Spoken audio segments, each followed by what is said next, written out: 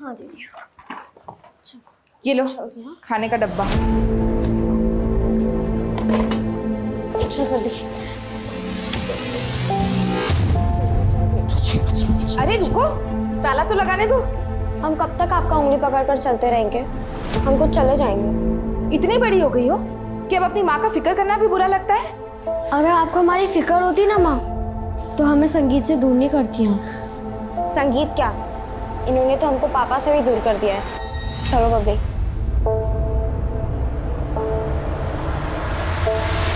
बच्चों के मन में जो बात घर कर जाती है ना मालती जी, उनको बदलना बहुत मुश्किल होता है। देखिए, आप हमारे घर के मामले में दखल अंदाजी मत कीजिए। हम तो सिर्फ इसलिए कह रहे थे कि हम भी एक पिता हैं, सोचा आपको सलाह दे दें। और ये रहा आपके दूध के पैकेट। आपका किराया कल हम आपको दे देंगे। सुनिए, चाय पियेंगे?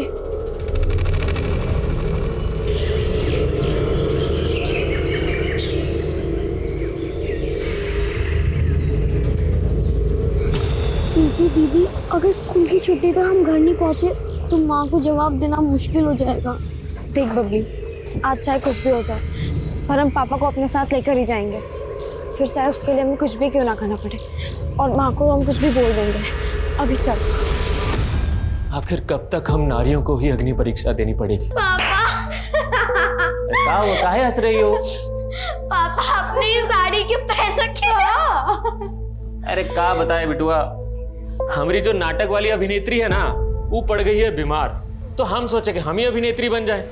अब तुम्हारी अम्मा तो हमारी अभिनेत्री बनेंगी नहीं ना। हम अभिनेत्री बन जाए? पापा, हम दोनों ने सोचा है कि बबली सिंगर बनेगी और हम एक्ट्रेस। अच्छा, और अभी जो आप बोल रहे थे ना, हाँ? वो सब हमने याद कर लिया है। हम आपको करके दिखाएं? हाँ चलो पापा, देखते चलो। हाँ बेटा, सुनाओ। आखिर कब तक हमको अग्नि परीक्षा देनी पड़ेगी? क्या एक नारी का संसार में यही अस्तित्व है? कैसा किया? शाबाश! अरे ये दोनों बिटियां हमारी देखना नाम रोशन करेंगी।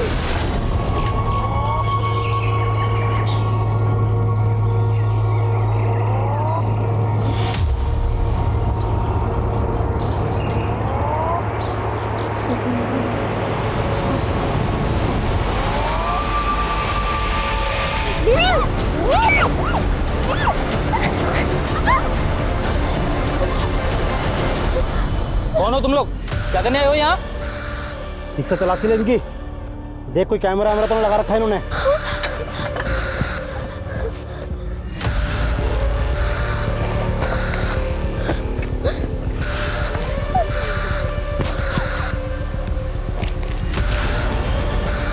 इसमें तो नक्शा है। कहाँ से आया नक्शा तुम्हारे पास? किसने भेजा जासूसी करने के लिए? देखिए, हम कोई जासूस नहीं है, हम बस हमारे पापा को ढूंढने आए। आप प्लीज हमें यहाँ से जाने दीजिए। नमस्ते दीदी। क्या हो रहा है यहाँ पे? बुरा मत मानिएगा मालती जी, पर आपने खुद ही अपने पैरों पे अपने हालात की कुल्हाड़ी दे मारी। आपको ये सिंदूर, ये मंगलसूत्र उतार के फेंक देना चाहिए और बोल देती सबको कि मर गया हो, तो आपकी बेटियां इस पे भरोसा कर लेती। कुलदीप जी, आप हमारी दुविधा को नहीं समझ पाएंगे। लेकिन आपकी बेटियां जो समझ रही हैं वो बहुत हानिकारक है आपके लिए।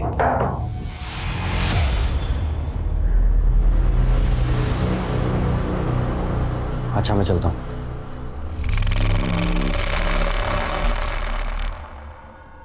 वो मालती जी, हम दीप्ति को स्कूल से घर ला रहे थे, तो ये बोली बबली को किताब लौटाना है। वो चाची, आज बबली और स्वीटी दीदी स्कूल नहीं आए ना, तो सोचा ये किताब बबली को देते हुए चली जाती हैं। ये क्या बोल रही हो दीप्ति? वो दोनों तो सुबह स्कूल के लिए निकले थे। नहीं चाची, वो दोनों तो स्कूल आए ही नहीं थे।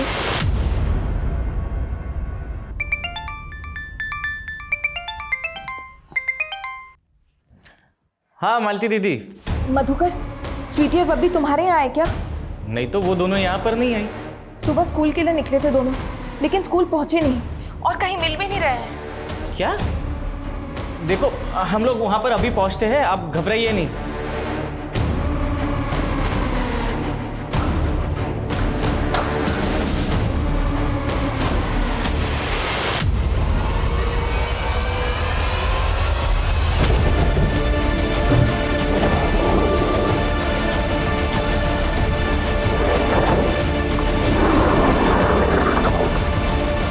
तो इसलिए तुम हमको स्कूल छोड़ने से रोक रही थी? कहाँ गई थी? जल्दी बोलो वरना देंगे एक को। वो अम्मा, हम फुलवारी में तमाशा देखने गए थे। ये तमाशा का भूत नहीं उतरा अभी तक? हाँ, क्या मिल गए इस संगीत और तमाशा से तुमको और तुम्हारे पापा को? बस माँ, पापा को तो आप कोसेगा ही नहीं। हमको पता है कि आपने पापा को कितना तकलीफ दिया है। शुक्र मनाइए वो राजेंद्र आपकी जमीन छीन नहीं रहा, दाम दे रहा है उसके। वैसे भी वो बंजर जमीन किस काम की? बंजर है तो क्या हुआ? पुश्तैनी जमीन है हमारी, और पुश्तैनी जमीन माँ के समान होती है। तो तुम क्या कहती हो कि हम अपनी माँ को बेच दें? 2 बेटियों के बाप हैं आप, काहे खतरा मोल ले रहे हैं? अरे हम नहीं डरते किसी से। और एक बात बताओ, तुम उस राजेंद्र का काहे इतना पैरवी कर रही हो? हाँ। रुको, हम देखते हैं कौन आ गया। अरे अरे अरे कौन? अरे मालती! अरे छोड़े! अरे मालती! अरे तुम लोग हमको कहाँ लेके जा रहे हो भाई? छोड़ो हमको! छोड़ो!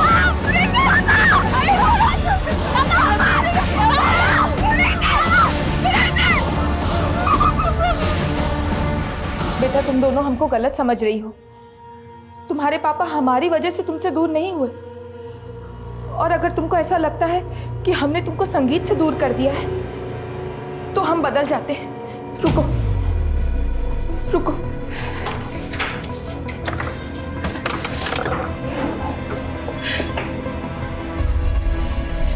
ये लो, तुम्हारी जो मर्जी आए वो करो, लेकिन अपनी माँ को मत कोसो। वैसे नाटक तो आप भी बहुत अच्छा कर लेती हो माँ। चल बबली।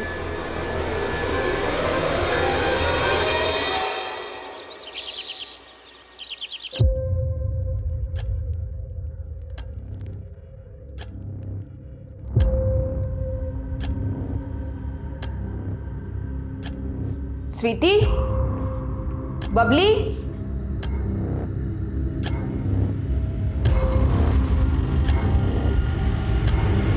स्वीटी,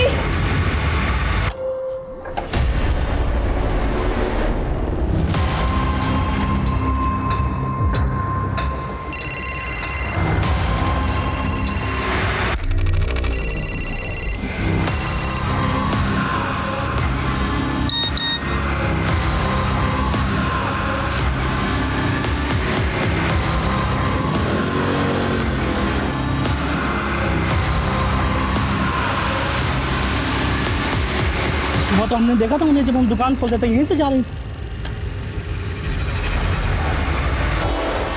अबे, क्या?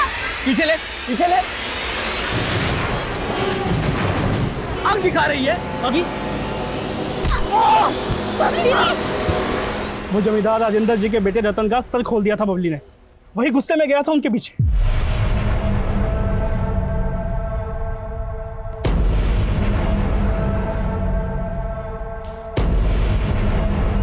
अरे वाह मालती, रात में हम तुम्हारा ही सपना देखे, पर जब नींद से जगे तो हमरी तो जल गई। अरे साला तुम वो किराएदार का खटिया पे। हमारी बेटियां कहाँ है? बेटियां? तुम साला नौटंकी वाले, तुम्हारा हर दिन का नया नौटंकी होता है। तेरे बेटे ने उठाया ना हमारी बेटियों को, कहाँ है वो? बस देख, हमरे बेटे रतन को बीच में मत घसीट। चल जा, जा ऐसे। हम जानते तू बहुत ताकतवर हो। 1.5 साल पहले हमारे पति को भी उठवा लिया था तुमने, तब हम कुछ नहीं कर सके, लेकिन हमारी बेटी हमें लौटा दो। तुम जो कहोगे, तुम्हें जो चाहिए हम देने के लिए तैयार हैं। जो चाहिए देने के लिए तैयार हो। निकल कहीं की। नहीं, मैं जा रही हूँ, प्लीज।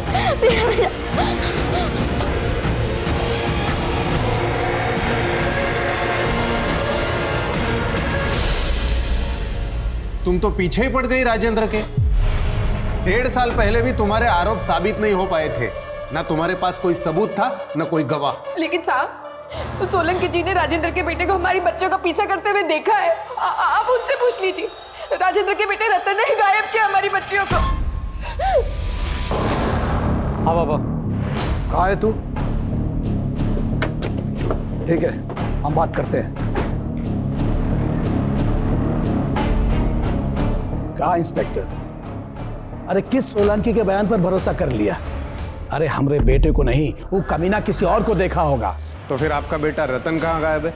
अरे गायब नहीं है, शहर गया है। उसका इस केस से कुछ लेना देना नहीं है। तुम फिर उस गलत औरत का बात पर भरोसा कर लिए। तुम उसके गेम को समझ नहीं पा रहे हो। गेम? कैसा गेम? 2 महीना पहले वो एक किराएदार रखे थे, दुनिया की नजरों में धूल झोंकने के लिए। असल में वो किराएदार उसका प्रेमी है। अब उसके लिए पहले वो अपने पति को गायब की और अब अपनी बेटियों को। अब तुमको हमारे बात पर भरोसा नहीं है ना, तो जाके पूछ लो पड़ोसियों से कि उनके बीच में क्या चल रहा है।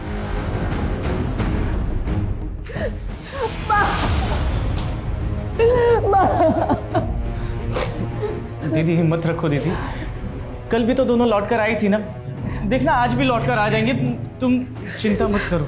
हाँ मालती, भगवान पे भरोसा रख, दोनों बहनें जल्दी लौट आएंगी। हाँ बैठ बैठ, आ जा।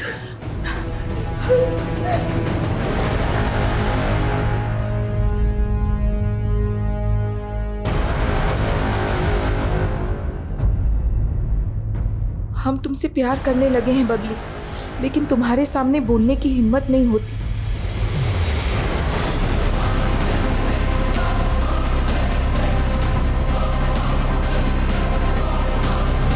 यहाँ रुकना हमारी सारी प्लानिंग बर्बाद कर सकता है, इसलिए हमें रूट बदलना होगा। दीप्ति, तुम ये किताब देकर गई थी हमको, इसमें ये निकला है। क्या है ये? कुछ भी मत छिपाना हमसे। तो चाची ये किताब हमें जतिन ने दी थी बबली को देने के लिए। कौन जतिन? हमारा सीनियर था, पर फेल होके बबली की क्लास में आ गया था। पर उसके पापा के डेथ के बाद उसने पढ़ाई ही छोड़ दी। ये क्या बात होती है जतिन? हमारे भी पापा हमारे साथ नहीं रहते हैं, तो क्या हमने स्कूल जाना छोड़ दिया? लेकिन बबली, अब हमें अपने पापा का गैरेज संभालना होगा, और अगर हम स्कूल आएंगे तो कमा नहीं पाएंगे, और अगर कमा नहीं पाएंगे तो पापा के इलाज के लिए कर्जा कैसे चुकाएंगे बताओ? सब हो जाएगा। तुम स्कूल नहीं आ सकते तो क्या हुआ, ओपन से पढ़ लेना, हम तुम्हारी मदद कर देंगे, ठीक है? बबली उसको पढ़ाने उसको दुकान पे जाती थी, वहीं उसकी एक किताब छूट गई थी जो जतिन ने हमको दी थी। सब यही उस जतिन का घर है साहब, कल से यहाँ ताला लगा हुआ है। इसका दुकान, इसका फोन दोनों बंद है। ये जतिन के फैमिली में और कौन कौन रहता है? पिता थे जो गुजर गए साहब, हमको जतिन पर भी शक हो रहा है, तभी तो ये गायब है।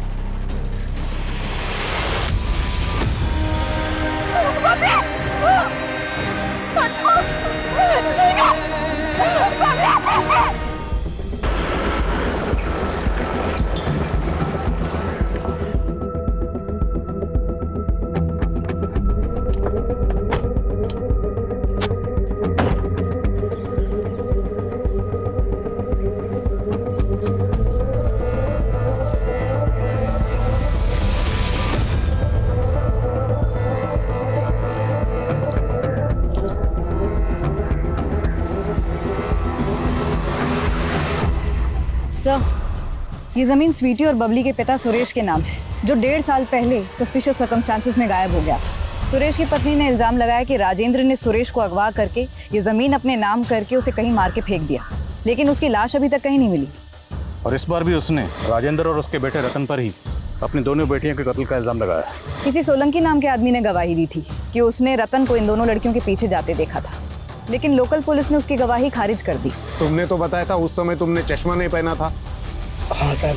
लोकल पुलिस मान रही थी कि वो रतन की बजाय कोई और भी हो सकता है, लेकिन रतन कहाँ गायब है ये अभी तक लोकल पुलिस पता नहीं लगा पाई, और ना ही उस जतिन को ढूंढ पाई है जिसका लव लेटर बबली की नोटबुक में मिला था। दोनों को ढूंढने में लग जाओ, तब तक मैं जरा इस राजेंद्र से मिलता हूँ। एंटीसिपेटरी बेल लेकर आप गिरफ्तारी से तो बच गए, पर पूछताछ से नहीं बच पाएंगे। पूछिए जो भी पूछना है, ताकि सच्चाई बाहर निकले। हमको भी तो पता चले कि कौन हमको फंसाना चाहता है। अगर आप वाकई चाहते हैं कि सच्चाई बाहर निकले तो अपने बेटे को बाहर निकालिए। क्यों छुपा रखा उसे? छुपाया नहीं है साहब, उसको किसी ने गायब किया है केस को उलझाने के लिए। गायब तो 1.5 साल पहले बबली और स्वीटी के फादर सुरेश को भी किया गया था, तब भी उसका इल्जाम उसकी बीवी मालती ने आप पर लगाया था। साहब तब भी वो झूठ बोली थी हमको फंसाने के लिए। साहब हमको पूरा यकीन है वो नीली कलर की गाड़ी इन्हीं की थी, यही उठाए थे सुरेश जी को। इंस्पेक्टर, ये हमसे जमीन का पैसा एडवांस लेकर अपने पति को मना नहीं पाई और अब कुछ भी बक रही है। बक तुम रहे हो। एक मिनट, तुम तो बोल रही थी उन आदमियों के चेहरे ढके हुए थे इसलिए तुम चेहरे देख नहीं पाई। फिर वो राजेंद्र और उनका बेटा ही था, ये दावा तुम कैसे कर सकती हो? उस औरत को दुखियारी समझने का गलती मत कीजिए। वो औरत और उसका आशिक किराएदार मिलकर ये षड्यंत्र रच रहे हैं। वो औरत उसके प्रेम में पड़ के पहले अपने पति को निकल गई और अब अपनी बेटियों को।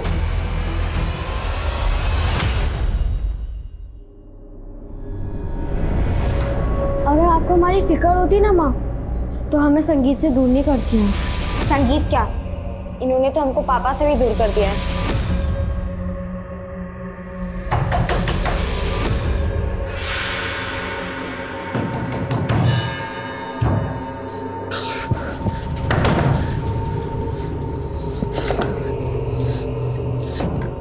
आपसे कहा था ना, आप जाइए यहाँ से। अगर वो उठ गई तो अच्छा नहीं होगा। जाइए, निकलिए यहाँ से, जाइए।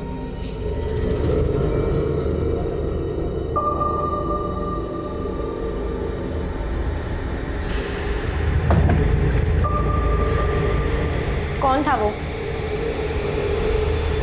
चुप क्यों आप? बोलिए। मालती, बिटिया अब कुछ नहीं रखा यहाँ, तो हमारे साथ चल। हाँ दीदी, इस घर में रहोगी तो इन यादों से कभी निकल ही नहीं पाओगी। हम इस कोप से कभी बाहर नहीं निकल सकते।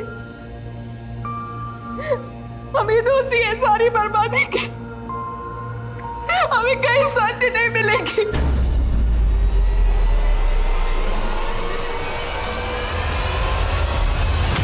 कि जतिन और रतन के सीडीआर देखकर तो नहीं लगता कि ये दोनों टच में होंगे। और लोकल पुलिस ने बताया कि स्वीटी और बबली के पास कोई फ़ोन नहीं था। मैम, रतन का फ़ोन बंद हुआ था नीम कला में, जबकि जतिन का फ़ोन बंद हुआ था शिवपुरी में। पता करो ये दोनों कहीं इन्हीं जगहों पर तो नहीं है। मैम, शिवपुरी में जतिन के एक चाचा का घर है, हो सकता है माची पाप। गुनहगार कोई भी हो, मालती जी बख्शा नहीं जाएगा। पर हमें पता चला है कि आपका कोई किराएदार भी था तो काफ़ी दिनों से नज़र नहीं आ रहा, कुलजीत। आपको उस पर शक नहीं? हमको सबसे पहले उसी पर शक हुआ साहब। स्वीटी और बबली जब गायब हुए तो उसके घर पर ताला था। वो हमारा फ़ोन भी नहीं उठा रहा था। फिर बाद में हमको फ़ोन कर कर ऐसा घुमा दिया उसने कि हम कुछ समझ ही नहीं पाए। अरे बबली और स्वीटी को ढूंढने में हम जी जान लगा देंगे मालती जी, आप बिल्कुल भी फिक्र मत कीजिए। और हमारा ऊपर तक पहचान है, डीआईजी साहब को भी फ़ोन घुमा दिया है हमने। लेकिन आप है कहाँ? हम किसी काम से कानपुर आ गए थे, हम जल्दी आके मिलते हैं ना आपसे। उसके बाद से उसका कोई अता पता नहीं साहब। उसका फ़ोन भी बंद आ रहा है। अच्छा, कुलजीत रहने वाला कहाँ का? आपने रेंट एग्रीमेंट तो बनाया होगा? हाँ हाँ साहब, उसका आईडी का फोटोकॉपी और एग्रीमेंट है हमारे पास।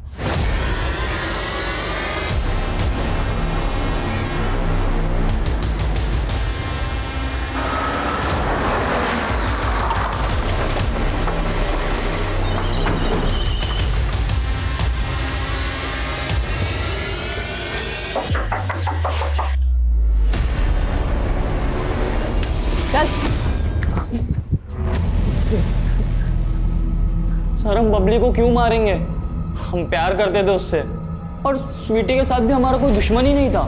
तुमने दीप्ति के हाथों बबली के लिए जो लव लेटर भेजा था उसमें तुमने लिखा था कि वो तुमसे आकर मिले। क्या उस शाम को बबली तुमसे मिलने आई थी? हाँ सर, हम उसी दिन शाम में उससे मिले थे। हाय जतिन। हमने सोचा था शायद तुम नहीं क्यों आओगी। नहीं आएंगे हम? आखिर तुम्हें ओपन से पढ़ना है और हमें तुम्हें ट्यूशन भी तो देनी है। वो बबली, दीप्ति ने तुम्हें जो बुक दी थी उसमें हमारा नोट था, तुम्हें मिला? कैसा नोट? वो तुम घर जाके देख लेना। अच्छा ठीक है, हम घर जाके देख लेंगे। वो जतिन, हम कह रहे थे कि इस पेपर में एक वैन का नंबर है, पता करके बताओ ना कि ये वैन किसके नाम से रजिस्टर है।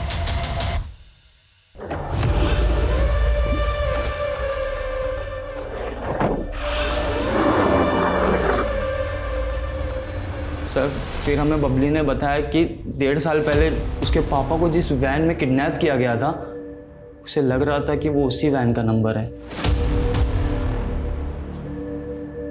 तो 1.5 साल पहले बबली ने जो नंबर देखा था वो नंबर उसे याद रहा? नहीं सर, वो बोली उसने उसी दिन बिल्कुल वैसा ही एक वैन देखा था। सर, उसने उसका नंबर नोट कर लिया था, बट उसके बाद हमने पूछा तो वो कुछ नहीं बताई सर। उसके बाद फिर पता चला दोनों बहनें किडनैप हो चुकी है। और सर, उस वक्त मैं अपने चाचा के घर था, तो मैं उस लव लेटर की वजह से डर गया था सर, इसलिए मैं वापस नहीं आया। बबलू ने तुझे नंबर दिया था वैन का, वो नंबर बोल। ये नंबर तो फेक है सर। आरटीओ में इस नंबर का कोई व्हीकल रजिस्टर्ड ही नहीं है। जतिन के बयान के मुताबिक बबली ने नंबर हाल फिलहाल में इसलिए नोट किया था क्योंकि उसे लगता है कि 1.5 साल पहले उसके फादर को इसी वैन में ले जाया गया और ये नंबर फेक है। और ताज्जुब की बात यह है कि बबली को 1.5 साल बाद भी ये नंबर याद है। ताज्जुब की बात तो ये भी है सर कि मालती को इसके बारे में कुछ पता ही नहीं है। अगर जतिन सच कह रहा है तो मतलब साफ वो बच्चियाँ अपने फादर की तलाश कर रही हैं और मुमकिन है कि शायद यही उनके कत्ल की वजह रही। 1.5 साल पुराना सुरेश मिसिंग केस बारीकी से स्टडी करो। सर मालती के किराएदार कुलजीत ने जो रेंट एग्रीमेंट दिया था उस पर जो नेटिव एड्रेस है वो फेक है सर, और उसने जो आधार आईडी दिया था वो भी फेक है सर। फेक? जी सर। और सर हैरानी की बात तो ये है कि उसकी आधार आईडी पे जो नंबर है वो किसी कुलजीत नाम की औरत का आधार नंबर है। अब उनको काम पर लगाओ, पता लगाओ ये कुलजीत सिंह कौन है। सर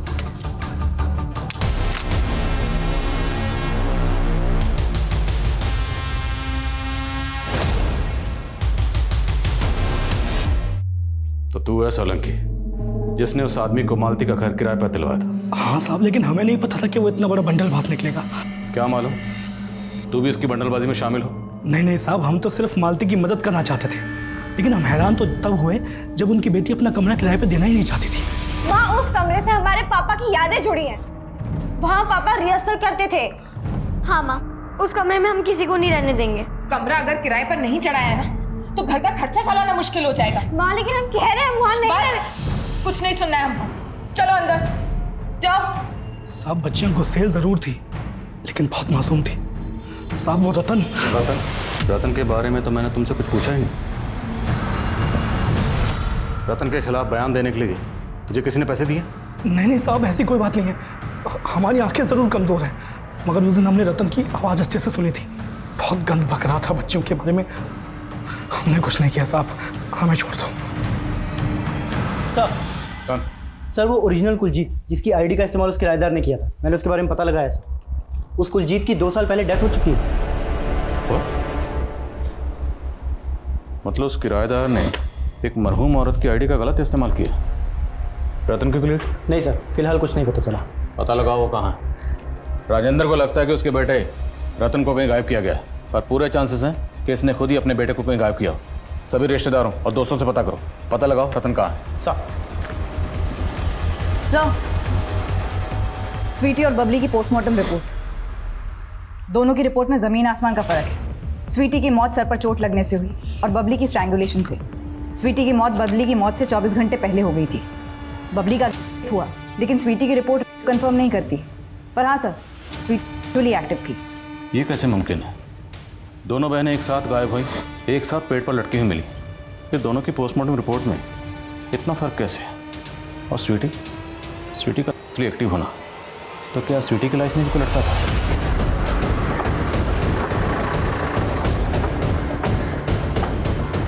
नहीं साहब, हमारी बेटियां ऐसी नहीं थी।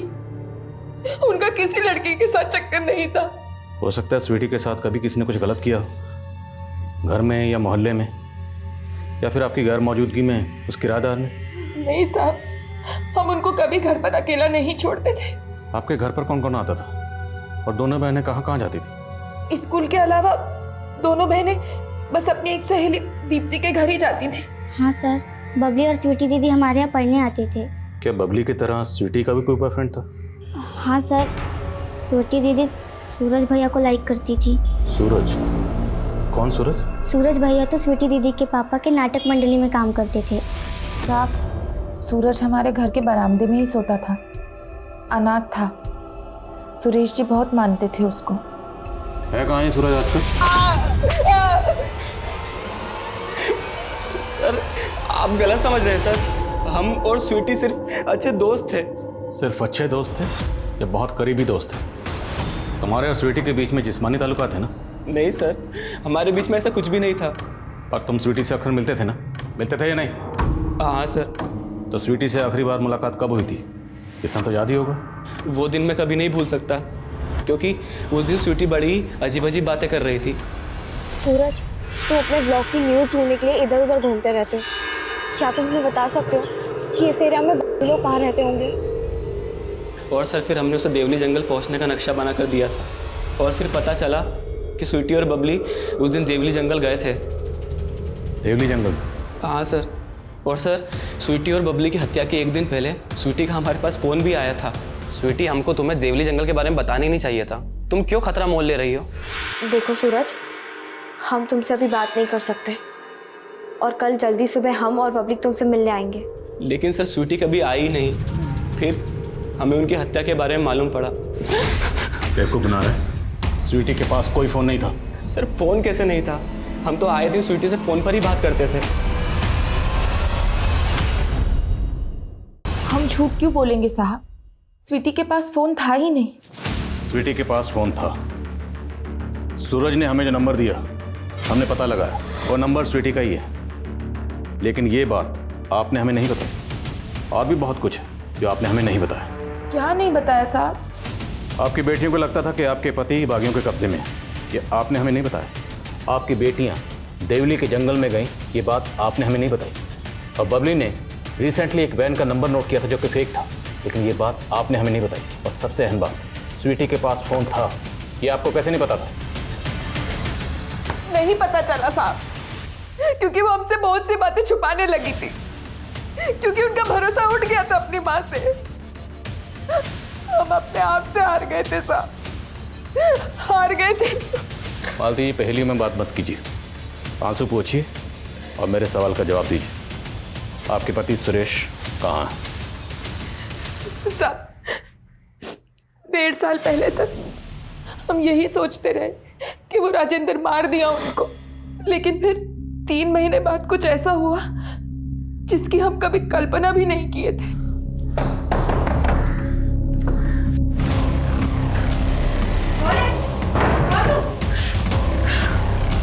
आप? बबली और स्वीटी कहाँ है? वो तो अपनी नानी के घर है। आप जिंदा हैं? हाँ, हम जिंदा हैं। वो राजेंद्र तो हमको मार नहीं दिया था। अरे हमसे हमारा पुश्तैनी जमीन तक हड़प लिया, हमसे जबरदस्ती कागज पे अंगूठा लगवा लिया। हमको मार नहीं वाला था, हम तो बस कैसे भी करके बच के भाग गए वहां से। लेकिन अब 3 महीने तक थे कहाँ? प्रतिशोध पाल रहे थे। हमको पता चला मालती कि हम अकेले नहीं हैं, हमारे जैसे और भी सैकड़ों लोग हैं जिनको ये राजेंद्र जैसे पूंजीवादी लोग कुचल देते हैं। लेकिन अब हम बदला लेंगे उनका, उन सब का बदला। हम नहीं चाहते थे कि उनका साया भी बबली और स्वीटी पर पड़े। नहीं मिलने दिया उनको हमने हमारी बच्चियों से। आपसे कहा था ना, यहाँ आना है तो साथ छोड़ना होगा। हमको तुम्हारा प्रवचन नहीं सुना, हम अपनी बेटियों से मिल रहे हैं। हटो यार। और मिलकर क्या कहेंगे उनको कि उनका बाप एक कलाकार से बागी बन गया? आप जाइए यहाँ से, अगर वो उठ गई तो अच्छा नहीं होगा। जाइए, निकलिए यहाँ से, जाइए।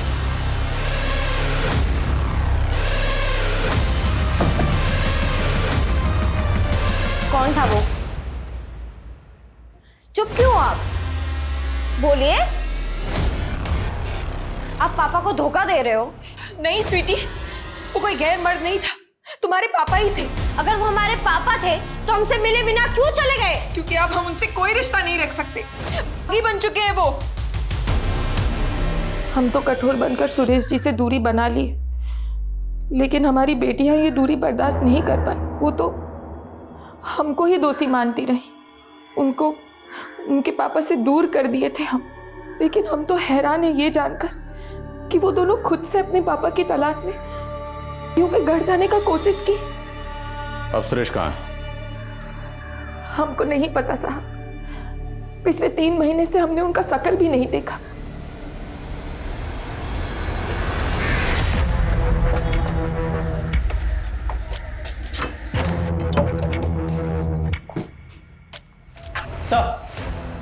सर, हमारे एक खबरी ने अभी भी एक इन्फॉर्मेशन दी है। उसे एक प्रॉपर्टी एजेंट मिला है जिसने उस किराएदार को जनकपुरी में भी एक घर किराए पे दिलवाया।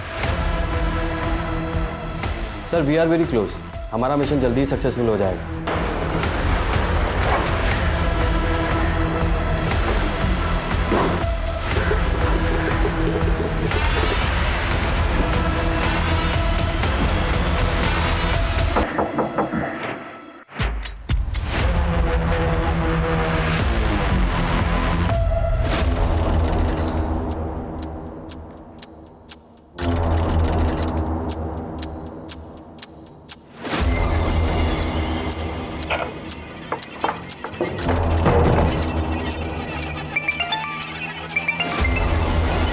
जैन सर, ओके सर, हो जा।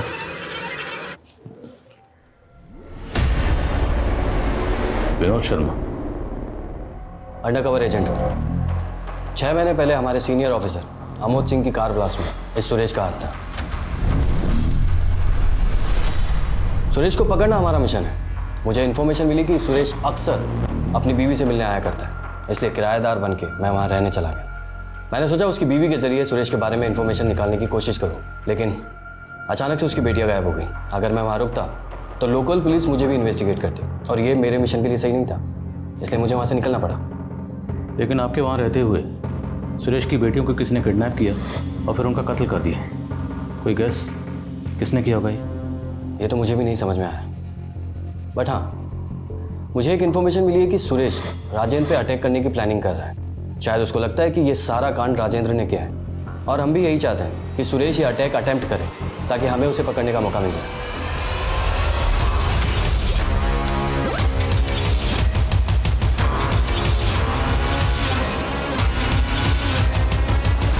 सर सर सर आपको कुछ गलत फहमी हुई है सर। सर नहीं सर, हम मानते हैं सर, हम उन पे थूक दिए थे, गाली भी दिए थे सर। जब वो बबली हमारे सर पे मार के भागी तो हम उसके पीछे भी गए थे, लेकिन सर हम ना ही किए ना ही उसे टांगे। सर तूने कुछ किया नहीं? नहीं किया सर। तो गायब क्यों हुआ था? बोल सर, वो पापा बोले कि हम गांव जाते तो अंदर हो जाते। क्या कहते सर, आप हमारा विश्वास कीजिए सर, हमने कुछ नहीं किया है। और सर उस दिन तो हमें वो लड़कियां भी नहीं मिली थी, वो हाथ से निकल गई थी सर।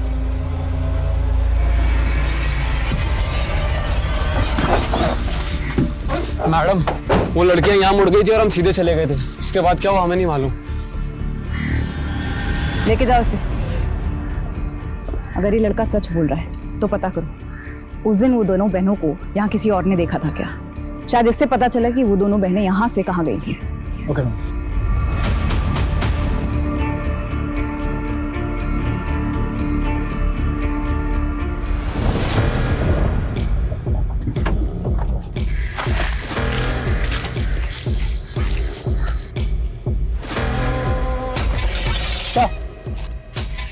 उस तरफ एक स्ट्रक्चर है। चेक करो सब्जेक्ट।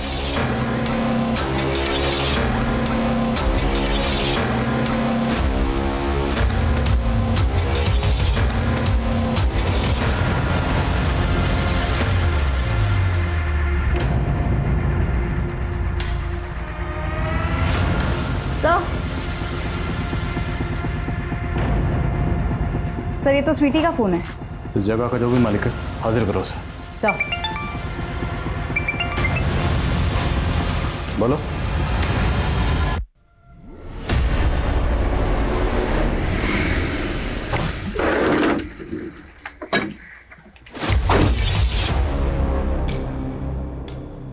दस मिनट में राजेंद्र आने ही वाला है। आज तो हम उसका काम तमाम करके ही हटेंगे।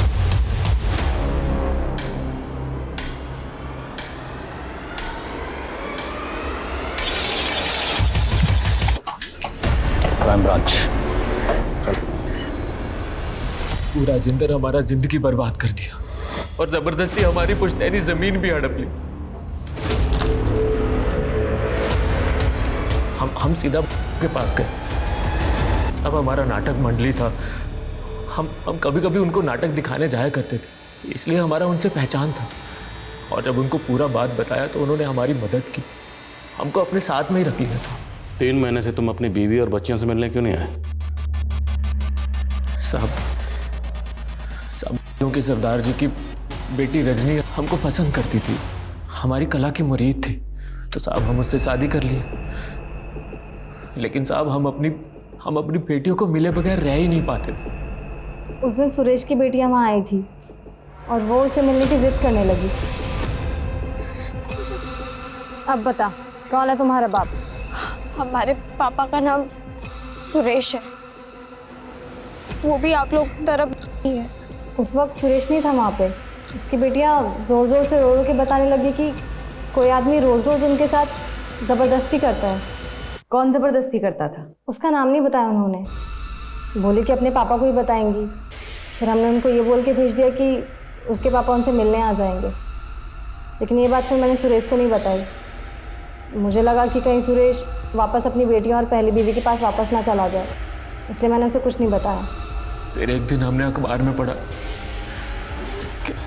कि हमारी बिटिया, और आखिरकार रजनी ने हमको सब सच बताया कि हमारी बिटिया वहां आई थी मदद मांगने के लिए, लेकिन हम कुछ नहीं कर पाए साहब, हम कुछ नहीं कर पाए साहब। हमको तो लगता है कि राजेंद्र और उसका बेटा ही हमारी बेटियों का शोषण किया होगा। हमको पूरा यकीन है साहब कि उन दोनों ने हमारी बेटियों का कत्ल किया होगा साहब। उन दोनों ने नहीं मारा, बबली और स्वीटी के कातिल को ढूंढ लिया हमने। सर, पूछताछ में पता चला था कि स्वीटी और बबली यहाँ कुएं के पास देखी गई थी हत्या वाले दिन। वो यहाँ से आया जाया करती थी। ये भी पता चला कि कुएं के मालिकों से उनका अक्सर झगड़ा होता था। वो बिरादरी की लड़कियाँ आए दिन हमारे कुएं के सामने से गुजर के हमारे ज़मीन को कर देती थी, और साहब उस दिन तो हद ही हो गया। हमारा ही कुआं मिला तुम्हें, रद्द कर दिया। आखिर समझ के क्या रखा है तुमने हमको? हम भी इंसान हैं। इंसान नहीं, जानवर से भी गए गुजरे हो तुम लोग। समझे? और इसको छोड़ो मैं,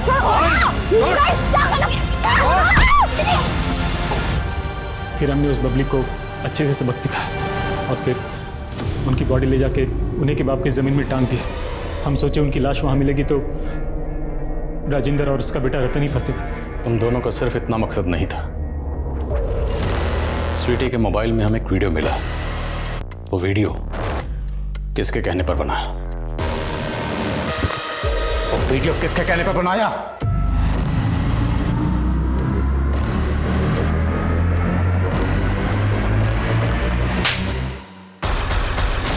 स्वीटी का वीडियो तूने बनाया था ना?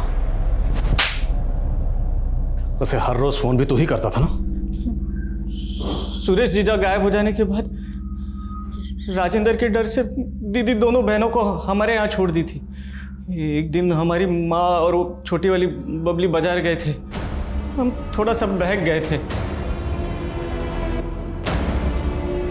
वो किसी के सामने मुंह ना खोल पाए, इसके लिए हम उसका वीडियो रिकॉर्ड कर लिए थे और फिर रोज़ हम उसको डरा धमका किया उसके साथ। लेकिन एक दिन बबली हमको देख ली थी। वीडियो वायरल हो जाने के डर से वो अपनी माँ के सामने कुछ नहीं बोली और दोबारा अपनी माँ के पास लौट गई। फिर कुछ दिन बाद हमको पता चला कि वो दोनों बहनें अपने पापा को ढूंढने निकली है। हमें लगा कहीं वो अपने बाप के सामने मुंह ना खोल दे, वरना उनका बाप हमें जिंदा नहीं छोड़ता। मिश्रा हमारा जानकार है। उस दिन उसके हाथ से स्वीटी का मर्डर हो गया था। डर के मारे वो हमको फ़ोन कर दिया। हमने मिश्रा के डर का फ़ायदा उठाया। हमने ही बोला था उनको कि दोनों बहनों को टांग दे और उसके बदले में हमने कुछ पैसे भी दिए थे मिश्रा को। खुद अपनी सगी भांजी के साथ दुष्कर्म किया।